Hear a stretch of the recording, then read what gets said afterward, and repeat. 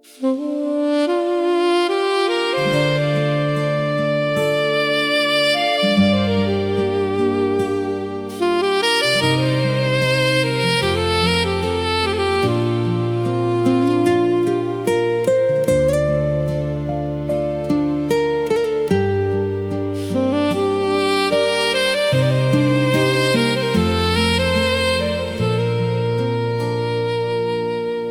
្ញុំ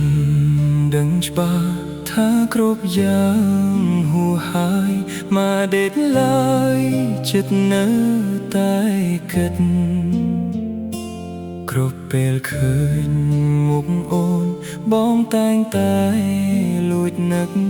ឬជីវិតមួយនេះមិនអាចភ្លេចថ្លៃទោះពេលនេះអូនមានគេនៅក្បែរក៏ចិត្តស្នេហ៍បងនៅភក្តីរឿងពួកយើងទាំងពីរបានបាញ់ចប់ហើយក្តីចង់ឃើញថ្លៃវិលត្រឡប់ស្នេហ៍បងថ្ងៃមួយ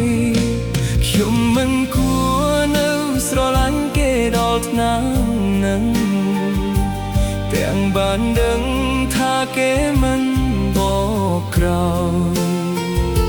ខ្ញុំខូចចិត្តគ្មានបានអ្វីមកវិញឡើយមានតែធ្វើឲ្យខ្លួនឯងឈឺរាល់ថ្ងៃធ្វើបេះបើខ្ញុំនៅនឹកគេខ្លាំងយ៉ាងនេះទោះឃើញច្បាស់ថាគេនោះមានថ្មីតែបេះដូងមួយនេះកាត់មិនដាច់ពីថ្លៃតួភក្តីអូនប្រគល់ឲ្យគេអស់ហើយ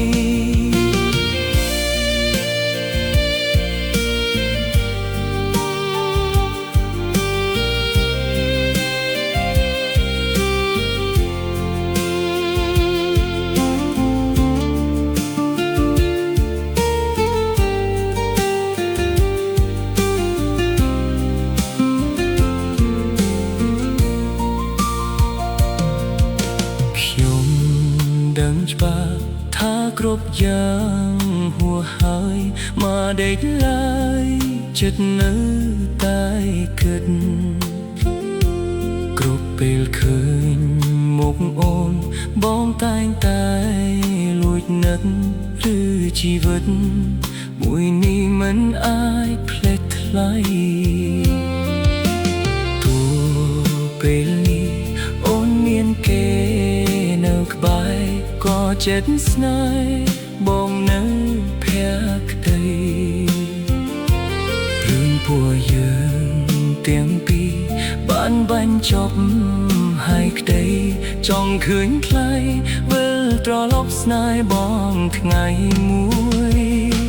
ខ្ញុំមិនគួរនៅស្រឡាញ់គេដល់ឆ្នាំនឹងទាំងបានដឹង